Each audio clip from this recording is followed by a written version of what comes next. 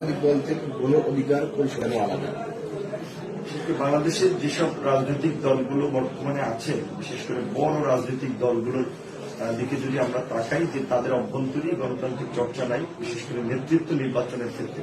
সেই ক্ষেত্রে যোগ্য নেতৃত্ব আসলে রাজনীতিতে অনেক ক্ষেত্রে আসতে পারে না, বিশেষ করে সামনে আসতে পারে না। তাদের যে একটা আকাঙ্ক্ষা থাকে জনগণের জন্য কাজ করা, জনপ্রতিনিধি হয়, সেটারও সুযোগ পায়। এবং বলতে গেলে যে বড় দুটো রাজনৈতিক দল আওয়ামী লীগ এবং বিএনপির নেতৃত্ব যদি দেখেন, দেখবেন যে দুটো পরিবারের মধ্যেই তাদের নেতৃত্ব ঘুরপাক খাচ্ছে। সেক্ষেত্রে আমরা বলছি যে গণ অধিকার পরিষদ গণমানুষের একটি সংগঠন হবে এবং অন্যান্য দলের থেকে এর পার্থক্য হবে কাজে কর্মে। বিশেষ করে এই সংগঠনের এবং এই সংগঠনের অঙ্গ সংগঠনগুলোর নেতৃত্ব নির্বাচনে আমরা গণতান্ত্রিক পন্থাকে গুরুত্ব দেই এবং দিব। সেটা ইতিমধ্যেই আমরা ছাত্র অধিকার পরিষদের নেতৃত্ব নির্বাচন এবং যুব অধিকার পরিষদের নেতৃত্ব নির্বাচনের মধ্যে দিয়ে সেটা প্রমাণ করেছি। কারণ দুটো সংগঠনেরই কমিটি হয়েছে একেবারে কাউন্সিলরদের প্রত্যক্ষ ভোটে। এমনকি গণ অধিকার পরিষদ এখন শুরুর দিকে একটা আহ্বায়ক কমিটি হয়েছে আমাদের সম্মতির ভিত্তিতে বা আমাদের ঐক্যমতের ভিত্তিতে, কিন্তু আমরাও চেষ্টা করছি যে 6 মাসের মধ্যে একটা কাউন্সিল করে, বিশেষ করে বিভিন্ন জেলায় কমিটিগুলো দেওয়ার পরে সেই কাউন্সিলরদের ভোটে আগামীতে একটা গণতান্ত্রিক প্রক্রিয়া নেতৃত্ব নির্বাচন হবে। আর একটা পার্থক্যের জায়গা হচ্ছে যে যেখানে বড় বড় রাজনৈতিক দলগুলোর কিছু মাফিয়া কর্পোরেট গোষ্ঠী থাকে, ডোনার, যে সেই সমস্ত দলগুলোকে পরিচালনা করার জন্য, সেখানে আমরা গুরুত্ব দিচ্ছি যে জনগণকে আমাদের রাজনৈতিক দলের কর্মকাণ্ডে এবং অর্থনৈতিকভাবে সংযুক্ত করা। সেক্ষেত্রে আমরা ইতিমধ্যেই বিভিন্ন কার্যক্রমে, বিশেষ করে গণফান্ড আমরা রেজ করেছি। সেখানে আমরা দেখেছি অনেক মানুষ আমাদের রাজনীতিতে সরাসরি যুক্ত না, কিন্তু আমাদের এই রাজনৈতিক কর্মকাণ্ডকে এগিয়ে নেওয়ার জন্য তারা আর্থিকভাবে হেল্প করতেছে। অর্থাৎ দলের যে অর্থনৈতিক সংস্থান, সেই ক্ষেত্রে আমরা আমাদের অভ্যন্তরীণ যে নেতৃবৃন্দ, তাদের একটা অনুদানের তো ব্যবস্থা থাকবে, পাশাপাশি আম জনতার একটা কন্ট্রিবিউশনের একটা ব্যবস্থা থাকবে এবং এই অর্থের মধ্যে দিয়ে আমরা দলকে পরিচালিত করতে চাই, যেটা অন্যান্য দলের ক্ষেত্রেও অনেক ক্ষেত্রে দেখা যায়। একটা বিষয়, বর্তমানে রাজনৈতিক প্রেক্ষাপট, সেই প্রেক্ষাপটে গণ অধিকার পরিবর্তন আনতে পারবে। পরিবর্তনের জন্যই তো আমরা কাজ করতেছি। আসলে ধরেন আমার বাবা কিংবা আমার পরিবারের কেউই ঢাকা বিশ্ববিদ্যালয়ে পড়েনি, কিন্তু আমি তো ঢাকা বিশ্ববিদ্যালয় থেকে পড়াশোনা করেছি এবং 28 বছর পরে ডাকসুর ভিপিও নির্বাচিত হয়েছে। কাজে অন্যরা পারেনি তাই বলে আমরা পারবো না, বিষয়টা এমন না। দেশে একটা সংকট আছে রাজনীতিতে এবং বিশেষ করে সাধারণ মানুষের আপনার রাজনৈতিক নেতৃবৃন্দের প্রতি একটা আস্থাহীনতার ঘাটতি আছে। সেক্ষেত্রে গণ অধিকার পরিষদ আমরা ইতিমধ্যেই যে ধরনের কাজগুলো করছি, সেক্ষেত্রে জনগণ আমাদের প্রতি কিন্তু আগ্রহী হচ্ছে। কাজে আমাদের এই অবস্থানকে যদি ধরে রাখতে পারি এবং এই সংকটকালীন সময়ে আমরা যদি সামনে থেকে কাজ করতে পারি, নেতৃত্ব দিতে পারি, আমার বিশ্বাস আমরা আগামী থেকে পরিবর্তন সূচিত হবে, সেই পরিবর্তনের ধারক বাহক হিসেবে আমরা কাজ করতে পারব। আপনি নিজে এখন তরুণ নেতা, ছাত্র নেতা থেকে জাতীয় নেতা, তো সেক্ষেত্রে তরুণ নেতৃত্বকে আপনি কিভাবে আপনি যদি দেখেন, বিশেষ করে এই কয়েক বছরে দেখবেন বিশ্বের বিভিন্ন দেশেই কিন্তু তরুণ নেতৃত্বের একটা উত্থান হচ্ছে। বিশেষ করে আপনি দেখেন যে সাম্প্রতিক সময়ে ফিনল্যান্ডের ক্যাবিনেট দেখেন, তারপরে কিছুদিন আগে যে নির্বাচন হলো আপনার চিলি সহ বিভিন্ন দেশে দেখেছি যে নির্বাচন, নিউজিল্যান্ডের এই সমস্ত জায়গায় দেখা যাচ্ছে তরুণদের একটা প্রাধান্য। ইভেন আমেরিকা, ইংল্যান্ডেরও যদি আপনি পার্লামেন্টগুলোতে দেখেন, সেখানেও দেখবেন যে একটা তরুণ লিডারশিপ বড় একটা অংশ জুড়ে থাকে। কিন্তু বাংলাদেশে হচ্ছে তার ব্যতিক্রম, যে বাংলাদেশে সাধারণত দাড়ি চুল পাকা 60-এর পরে তারাই বাংলাদেশের এমপি মন্ত্রী হয়, রাজনীতিতে নেতৃত্ব দেয়। এমনকি সেটা আপনার দেখা যাচ্ছে যে একজন পুলিশ প্রধান রিটায়ার্ডের পরে তিনি জনপ্রতিনিধি হচ্ছেন, কিংবা আর্মির অবসরে যাওয়ার পরে তারা রাজনীতি করছে।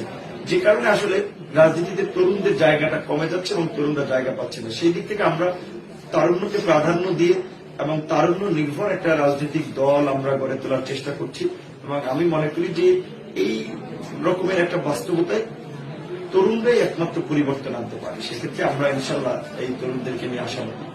আপনি যখন ডাক্তার বিপি, তখনই আপনি অনেক সরকারি বা বিভিন্ন পক্ষের যে আক্রমণের শিকার হয়েছে এবং বিভিন্নভাবে আপনাকে হেরো করা হয়েছে। এখন জাতীয় রাজনীতিতে আপনি অংশগ্রহণ করছেন, সেক্ষেত্রে আপনি আপনার জীবনের নিরাপত্তা নিয়ে শঙ্কিত।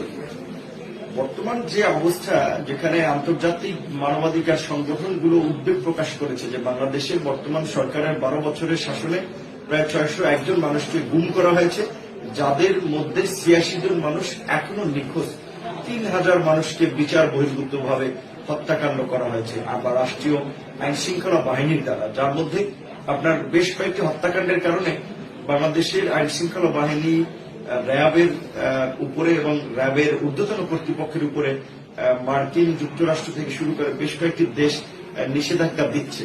সেক্ষেত্রে আমাদের তো এইরকম একটা কর্তৃত্ববাদী শাসনের মধ্যে নির্যাতন, নিপীড়ন, গুম খুনের একটা আশঙ্কা থাকেই। তবে তারপরে আমরা হতাশ নই এবং আমরা ভীতু নই। আমরা মনে করি যে এরকম অন্ধকারের মধ্যে যারা আলো জ্বালানোর চেষ্টা করবে তারাই আলোকিত করতে পারবে। তো সেই আমরা চেষ্টাটি করে যাচ্ছি। সেক্ষেত্রে আমাদের ভাগ্যে যা লেখা আছে তাই হবে, কারণ আমরা মুসলমান হিসেবে আমি তকদিরে বিশ্বাস করি যে আল্লাহ পাক যা লিখে রাখছেন সেটাই হবে, তার বেশিও হবে না, তার কমও হবে না। আপনি আপনার জীবনে একটু শঙ্কিত বোধ করছেন? শঙ্কা বলতে একটা আশঙ্কা থাকে যে একটা দুর্ঘটনা যে কোনো সময় ঘটতে পারে। এটা কিন্তু আমার না শুধুমাত্র, বিশেষ করে বাংলাদেশে যারা বিরোধী দল এবং ভিন্ন মতের রাজনীতি করে তাদের বেশিরভাগ নেতৃত্বের ক্ষেত্রেই এই শঙ্কাটা আছে। আপনারা যে দল গঠন করলেন, সেটা আপনার কি দ্বাদশ সংসদ নির্বাচন অংশগ্রহণ করার আপনাদের পরিকল্পনা আছে কিনা, এবং যদি থাকে তাহলে আপনাদের 300 আসনে প্রার্থী দেওয়ার মতো অবস্থা আপনাদের আছে কিনা, এবং নির্বাচনে অংশগ্রহণ করবেন কিনা? আমরা নির্বাচনে অংশগ্রহণ করার জন্যই এই রাজনৈতিক দলের ঘোষণা দিয়েছি, এবং বিশেষ করে একটা সংকটকালীন সময় যেখানে প্রতিষ্ঠিত রাজনৈতিক দল ব্যক্তিরা রাজনীতি বিমুখ হয়ে যাচ্ছে দুর্বৃত্তায়নের কারণে, প্রশাসন রাজনীতি বর্তমান ক্ষমতাসীন দলের দমন-পীড়নের ফলে তাকে রাজনীতি থেকে মুখ ফিরিয়ে দিচ্ছে। সেখানে আমরা মানুষকে স্বপ্ন দেখাচ্ছি যে একটা মানবিক বাংলাদেশ গড়ে তোলা, একটা সহনশীল সম্প্রীতির বাংলাদেশ গড়ে তোলা। সে কারণেই কিন্তু আমরা রাজনীতিতে এই পরিবর্তনটা করতে চাই। আর পরিবর্তন করতে হলে তো অবশ্যই আপনার নির্বাচনে অংশ নিতে হবে, রাষ্ট্র ক্ষমতায় যেতে হবে। কাজে আমরা তো অবশ্যই স্বপ্ন দেখি এবং সেই চেষ্টা করছি, সেই পলিসি নিয়ে আগাচ্ছি। আমাদের স্পষ্ট বক্তব্য হচ্ছে যে বর্তমান সরকারের অধীনে কোন সুষ্ঠু নির্বাচন সম্ভব নয়। এটা 14 এবং 18 সালের নির্বাচনে প্রমাণিত হয়েছে।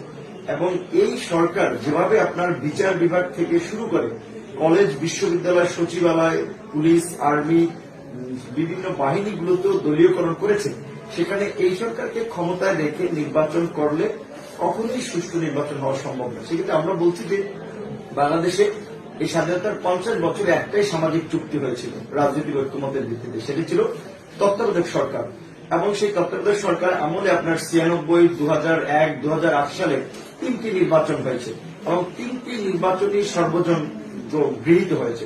সুতরাং আগামীতে এই সংকট থেকে উত্তরণে হয় তত্ত্বাবধায়ক সরকার ব্যবস্থা ফিরিয়ে আনতে হবে সরকারকে, অথবা বিভিন্ন রাজনৈতিক দলগুলোর সাথে আলাপ আলোচনা করে একটা জাতীয় সরকার গঠন করে আগে আপনার সাংবিধানিক প্রতিষ্ঠানগুলোর স্বকীয়তা রক্ষা করতে হবে, যেমন বিচার বিভাগের স্বাধীনতা নিশ্চিত করা, গণমাধ্যমের স্বাধীনতা নিশ্চিত করা, আইন শৃঙ্খলা বাহিনী থেকে শুরু করে রাষ্ট্রীয় বিভিন্ন বাহিনীগুলোর তাদের যে আপনার দল নিরপেক্ষ অবস্থান সেইটার নিশ্চয়তা, এই রকমের কিছু কাজ করার জন্য আই থিঙ্ক 2-2.5 বছরের জন্য একটা জাতীয় সরকার হতে পারে, যে সরকার নির্বাচনের জন্য একটা প্রসেস ডেভেলপ করবে এবং আমাদের সংবিধানে যেভাবে আইন আছে যে নির্বাচন কমিশনকে শক্তিশালী করা, আইনের আলোকে নির্বাচন কমিশন গঠন করা, সেভাবে যদি